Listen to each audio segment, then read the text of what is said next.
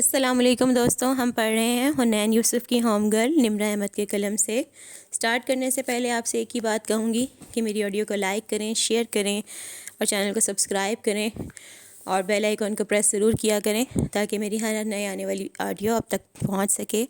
اور ایک اور بات کہوں گی کہ کمنٹ ضرور کیا کریں تاکہ مجھے پتہ لگ سکے، اگر آپ کوئی ناول سننا چاہتے ہیں اس کے لیے، کوئی بک سننا چاہتے ہیں اس کے لیے۔ اور ایک اور بات کہوں گی شروع کرنے سے پہلے کہ فلسطین میں جو کچھ ہو رہا ہے ہم سب جانتے ہیں۔ میں کچھ گیان نہیں دوں گی، کچھ نہیں کہوں گی، صرف اتنا کہوں گی کہ ہم سب مسلمان بہن بھائیوں کا حق بنتا ہے، رائٹ بنتا ہے اس ٹائم کہ ہم ان کے لیے جو کچھ کر سکتے ہیں وہ کریں، کیونکہ وہ لوگ اس ٹائم جہاد کر رہے ہیں، اللہ کی راہ میں شہید ہو رہے ہیں، جو ان کے اوپر ایک افتاد آئی ہوئی ہے۔ تو ہمیں ان کے لیے جو کچھ کر سکتے ہیں، اگر ہم ڈونیٹ نہیں کر سکتے تو ہم 2 نفل صلاۃ حاجات پڑھ کے ان کے لیے دعا مانگ سکتے ہیں۔ تو گھر بیٹھ کے ہم ان کے لیے دعا مانگ لیں، تو ہم جو کچھ کر سکتے ہیں ان کے لیے کریں۔ کائنڈلی جو کچھ آپ لوگ کر سکتے ہیں ان کے لیے کریں، ان کے لیے دعا مانگیں کہ اللہ تعالیٰ انہیں فتح نصیب فرمائے، آمین ثم آمین۔ تو چلیے سٹارٹ کرتے ہیں۔ باب 11 پڑھنا ہے آج ہم نے۔ ادب پہلا کرینہ ہے۔ میں محسوس کر رہی ہوں کہ ایک عرصے سے ہماری پیاری لڑکیوں میں ایک بات بہت عام ہوتی جا رہی ہے کہ سوشل میڈیا پہ ہر جگہ اپنے حقوق اور ہر غلط چیز پہ اپنے لیے آواز اٹھانے کی مہم دیکھ کے ایک خیال ان کے ذہن میں راسخ ہو جاتا ہے کہ زندگی بس اپنی مرضی سے گزارنی ہے، دوسروں کی رائے کو فوراً سے جھٹک دینا ہے اور بس اپنی منمانی کرنی ہے۔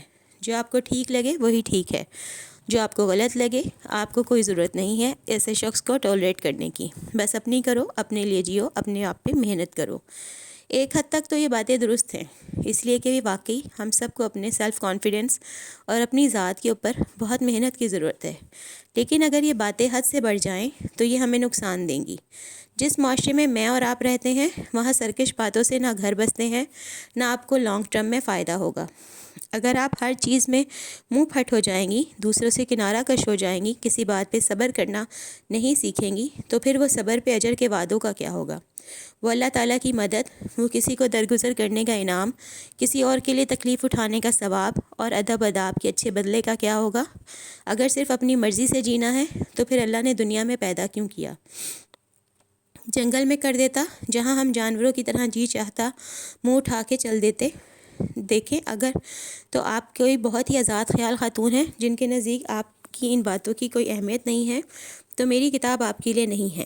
میری کتاب ان لڑکیوں کے لیے ہے جو اسی معاشرے میں رہنا چاہتی ہیں، جو اپنے بڑوں کے دل میں اپنی جگہ بنانا چاہتی ہیں، جو دوسروں کے لیے تکلیف کا باعث نہیں بننا چاہتی، اور سب سے بڑھ کے جو جانتی ہیں کہ دنیا والوں کے ساتھ رہنے کے کچھ مینرز ہوتے ہیں، گھر بسانے کے کچھ قاعدے ہوتے ہیں، معاشرہ آپ سے کچھ چیزوں کی توقع کرتا ہے اور ان کے بغیر آپ سوشل میڈیا پہ تو گزارا کر سکتے ہیں، حقیقی زندگی میں نہیں۔ خیر، گزارا آپ کر لیں گی، لیکن ارد گرد کے لوگوں کی آپ کے بارے میں رائے بہت خراب ہوتی جائے گی۔ آپ خود کو تنہا کر دیں گی، کیونکہ جو آپ کو ٹھیک لگے وہ ٹھیک ہے۔ یہ ایک سبجیکٹیو سچ ہے۔ فلسفی میں ہمیں پڑھایا جاتا ہے کہ سچ 2 طرح کے ہوتے ہیں، ایک سبجیکٹیو اور ایک آبجیکٹیو۔ سبجیکٹیو ٹروتھ وہ ہوتا ہے جو ہر انسان کے لیے الگ ہوتا ہے۔ چور کو لگتا ہے کہ وہ اتنے مسائل کا شکار ہے کہ اگر وہ چوری کر کے اپنے مسئلے حل کرے گا تو یہ کوئی غلط بات نہیں ہے، لیکن آبجیکٹیو ٹروتھ یہ کہتا ہے کہ کسی کی اجازت کے بغیر اس کی کوئی چیز لینا جرم ہے، چاہے کرنے والے کو ایک مسئلہ ہو یا 1000 مسئلے۔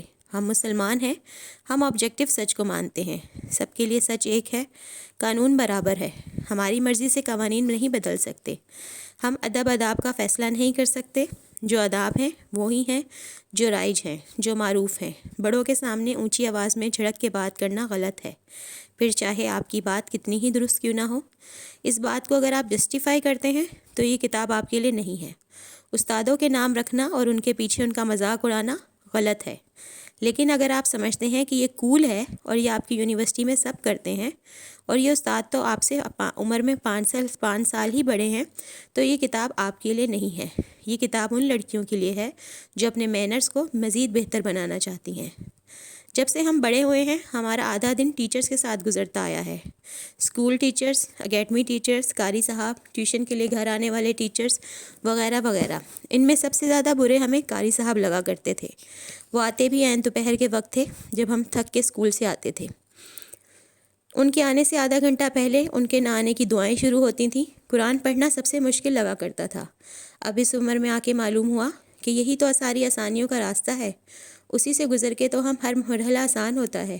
لیکن قاری صاحب جتنے بھی برے لگتے ہوں، اور میں نے یا میرے بھائیوں نے کبھی ان کے نام نہیں رکھے، ان کے سامنے سر جھکا کے پڑھتے تھے۔ میں مدرسے میں قرآن بھی پڑھنے جایا کرتی تھی، اور کچھ سیکھا یا نہیں سیکھا، ایک بات ضرور سیکھی کہ جو استاد ہے اس کا بہت بلند درجہ ہے۔ چاہے میری استانی عمر میں مجھ سے زیادہ بڑی نہیں ہے، لیکن استانیوں کے سامنے کبھی میں نے منہ نہیں بنائے، ان کے سامنے بک بک نہیں کی، زبان کو لگام دی اور سر جھکائے رکھا۔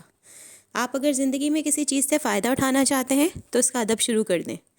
یہ میری ایک ٹیچر کہا کرتی تھیں، کیونکہ اس طرح آپ کو اس چیز میں اتنی برکتیں ملیں گی کہ آپ حیران رہ جائیں گے۔ اگر رزق کم ہے، جب خریداری کرتے وقت پیسے نکالیں تو نوٹوں کو احتیاط سے نکالیں، اور دکاندار کو تھماتے ہوئے دل میں شکر ادا کریں کہ اللہ نے اس قابل بنایا کہ نوٹ خرچ کر رہے ہیں۔ کارڈ سوائپ کرتے وقت کندھے جھکا کے رکھیں، یہ شکر ہے کہ آج اس مقام پہ ہیں کہ اپنا بینک اکاؤنٹ ہے۔ آپ دیکھیے گا آپ کے رزق میں برکت پڑے گی۔ پڑھائی کرنا مشکل لگتا ہے تو اپنی کتابوں کو احتیاط سے رکھا کریں، ان کو زمین پہ نہ گرنے دیں، ان کو لاپرواہی سے نہ پھینکیں، ان کا ادب کریں، آپ کو علم میں برکت ملے گی۔ قرآن سمجھ نہیں آتا، قرآن کا فیض نصیب نہیں ہوتا تو اس کتاب کا ادب شروع کریں۔ یہ پڑھی جا رہی ہے تو ادب سے بیٹھیں، سر پہ دوپٹہ جمائے رکھیں، اس کے لیے اہتمام کریں۔ اس کو پڑھتے وقت فون بالکل آف کر دیں اور درمیان میں کسی سے بات کریں نہ بات کا جواب دیں، حتیٰ کہ سلام کا جواب بھی سر کی جنبش سے دیں۔ بس شاعر اللہ کا احترام دلوں کے تقویٰ میں سے ہے، یعنی وہ چیزیں جو اللہ کی نشانیاں ہیں، جیسے قرآن، اذان کی آواز، ان کا احترام کرنا، ان کے سنتے ہی ہر کام چھوڑ کے ادب سے بیٹھ جانا، یہ تقویٰ ہے، اور آپ کو زندگی میں بہت سی بلندیاں اور بہت سی برکتیں عطا کرے گا۔ اللہ کی کتاب ہو یا علم کے چشمے، یہ ادب والوں کو نصیب ہوتے ہیں۔ بے ادبوں پہ اپنی برکتوں کے دروازے وا نہیں کرتے۔ یہ استادوں کا احترام کرنا اور ان کے نام نہ رکھنا بھی آپ کو بہت بلند بخت بنائے گا۔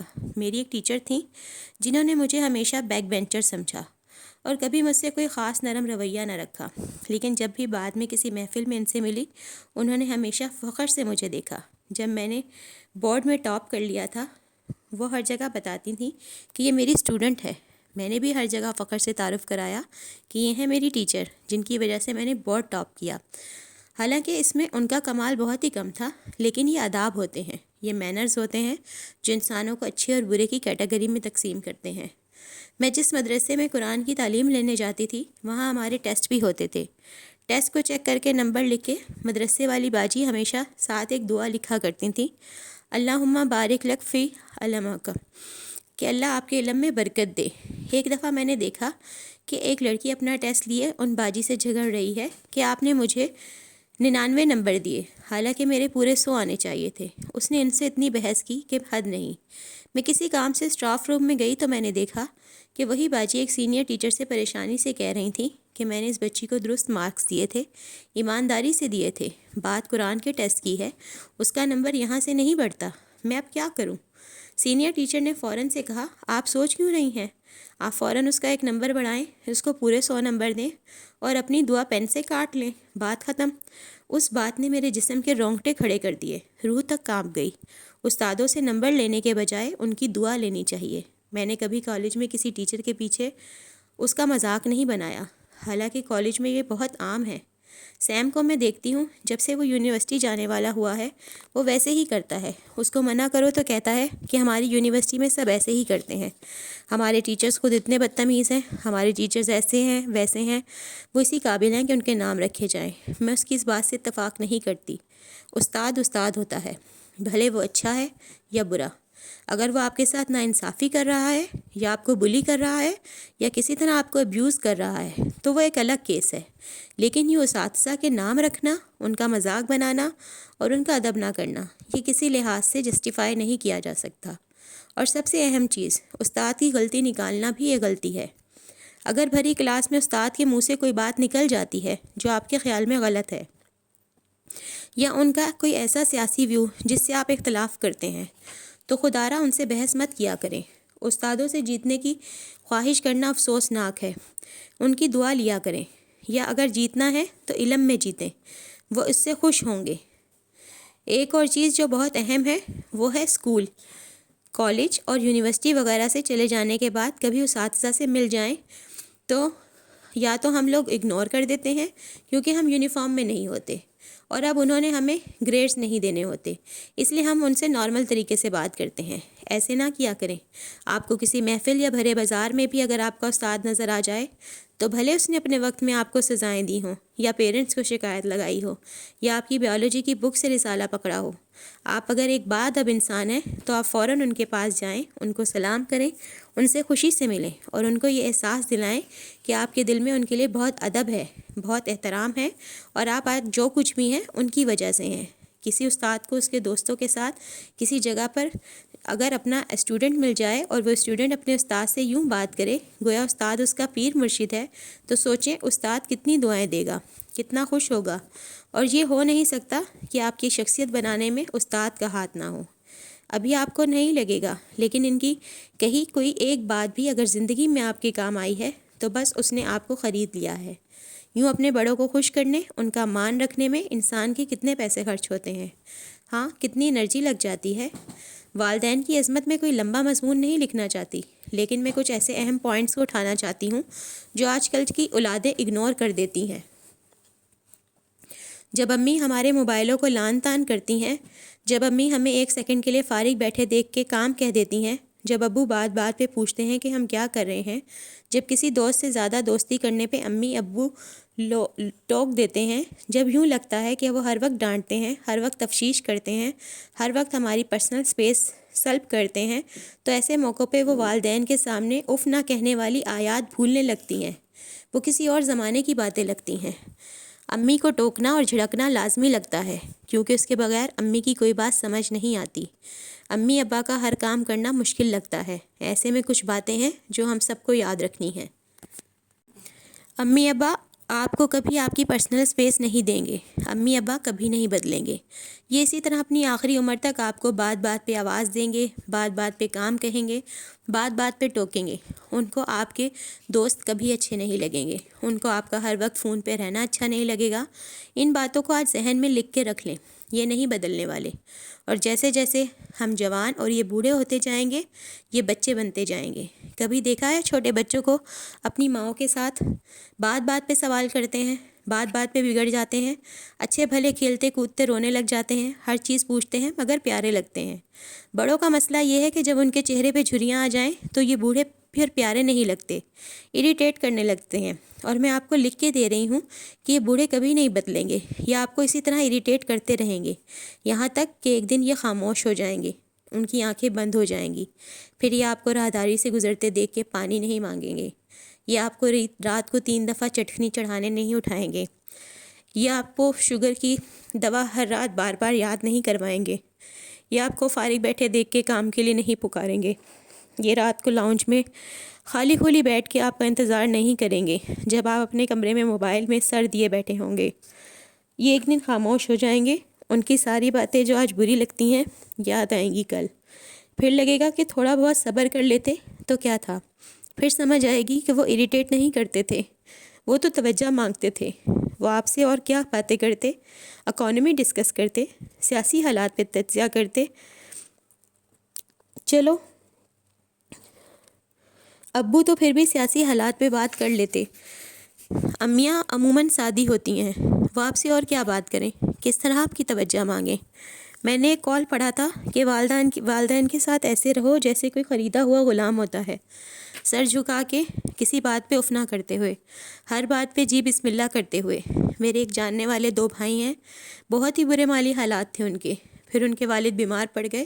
ان دونوں بھائیوں نے اپنے والد کی بہت خدمت کی، والد بیماری میں بہت چڑچڑے ہو گئے تھے، بار بار ان کو گالیاں دیتے، رات میں کئی دفعہ اٹھاتے، وہ اپنے والد کے ڈائپرز تک خود بدلتے تھے، کسی اور کو نہ کرنے دیتے، انہیں نہلاتے دھلاتے، رات کو ان کی ڈیوٹیاں دیتے۔ والد اسی بیماری میں فوت ہو گئے اور پھر سارے زمانے نے دیکھا کہ ان بھائیوں کو ایسا بخت لگا کہ سب دیکھتے رہ گئے۔ ان کی کوئی پرانی زمین اچانک سے اچھے داموں بک گئی، انہوں نے اس کے بعد مزید پراپرٹی خریدی، وہ چیز میں ہاتھ ڈالتے وہ سونا بن جاتی۔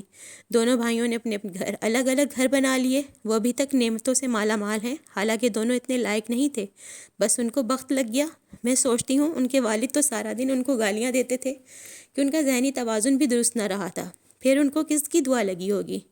والد کے منہ سے دعا نکلی یا نہیں؟ ان کی ریاضت اللہ تعالیٰ نے تو دیکھی نا۔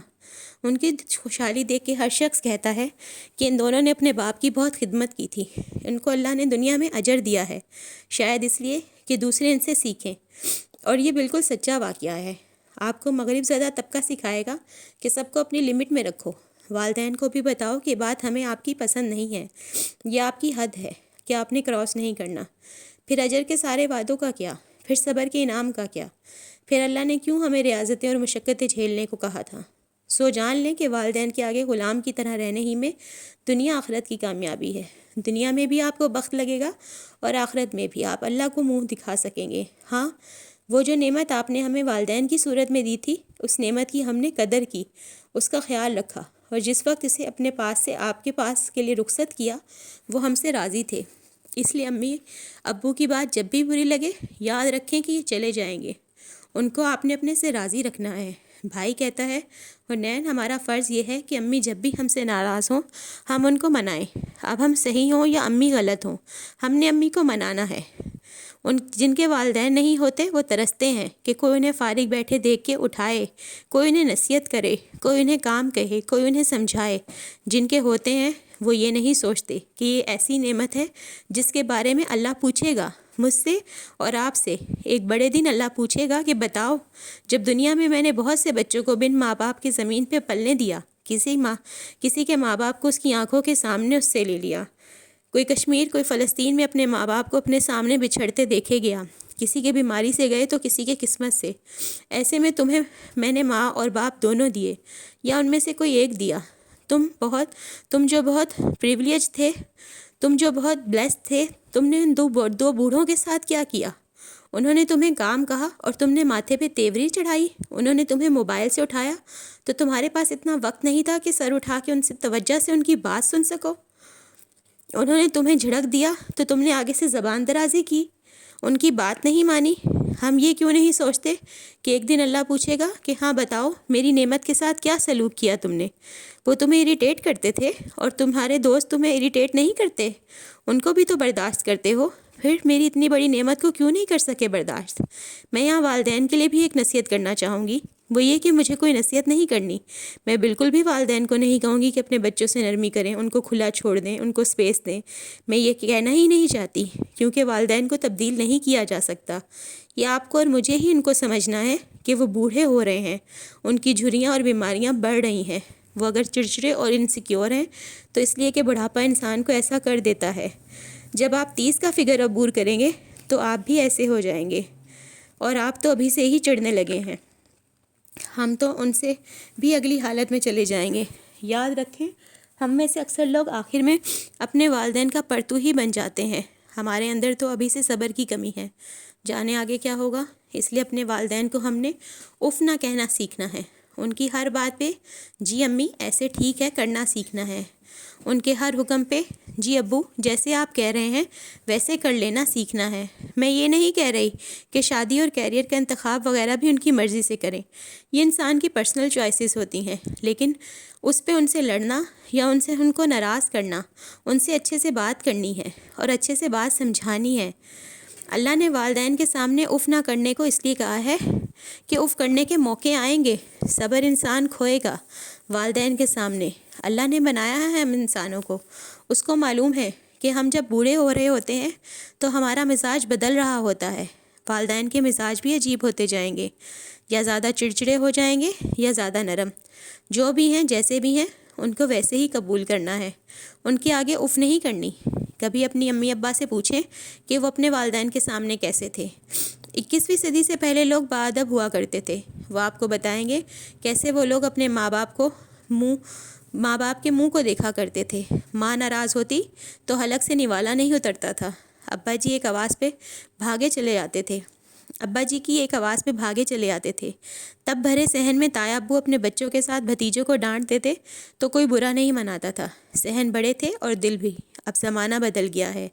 بڑوں کی ڈانٹ ڈپٹ کو فلاں شیمنگ اور فلاں شیمنگ کا نام دیا جاتا ہے۔ آج کا انسان چاہتا ہے کہ کسی کو کچھ نہ کہا جا سکے اور وہ جس کو جو چاہے کہہ لے۔ ہم جیسی اولادوں میں ایک وہ قسم بھی ہوتی ہے جو نیا نیا دین سیکھتی ہے۔ ادھر مدرسہ یا درس کی اکیڈمی جوائن کی، ادھر سب سے پہلے فتوے ماں باپ پہ لگے۔ امی آپ غیبتیں بہت کرتی ہیں، اور ابا آپ کے ٹخنوں سے شلوار اونچی نہیں ہے۔ بات شروع ہوتی ہے اور گرما گرم بحثوں پہ ختم ہوتی ہے۔ یوسف علیہ السلام نے ایسا نہیں کیا تھا۔ جب ان کو اونچا عہدہ ملا تو اپنے ماں باپ کو اپنے ساتھ بٹھایا، خود کو کسی اونچے پیڈسٹل پہ تصور نہیں کیا، ماں باپ کو گناہ گار نہیں سمجھا۔ ماں باپ کو نصیحت بہت ادب سے کرنی ہوتی ہے۔ اس حکمت کو سمجھنے کے لیے پہلے ایک لمبا عرصہ ریاضت کرنی پڑتی ہے۔ مجھے سخت خوف ہوتی ہے ان لڑکے لڑکیوں سے جو ایک ہفتہ درس اٹینڈ کر کے ماں باپ کو پڑھانے سکھانے بیٹھ جاتے ہیں۔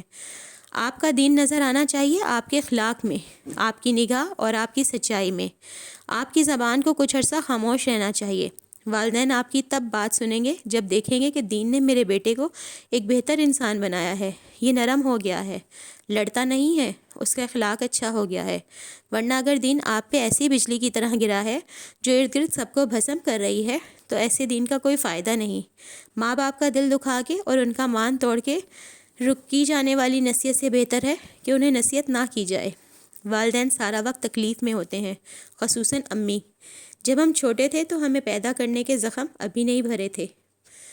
پوسٹ مارٹم کے جسمانی اور روحانی زخم بھرنے میں ایک عرصہ لگ جاتا ہے۔ جسم کی کمزوری الگ، ماں بننے کے بعد کے مشکل حالات سے جس سے ہر ماں گزرتی ہے کا ڈپریشن الگ۔ جب تک ہم اپنی زندگیوں میں سیٹل ہوتے ہیں ماں باپ کا بڑھاپا شروع ہو جاتا ہے، اور بڑھاپا سب سے بڑی بیماری ہے۔ اکثر کو شوگر ہوتی ہے، نہیں تو گھٹنوں کا درد ہی ہوتا ہے۔ اگر آپ بوڑھی نہیں ہیں تو آپ اس درد کو نہیں سمجھ سکتی۔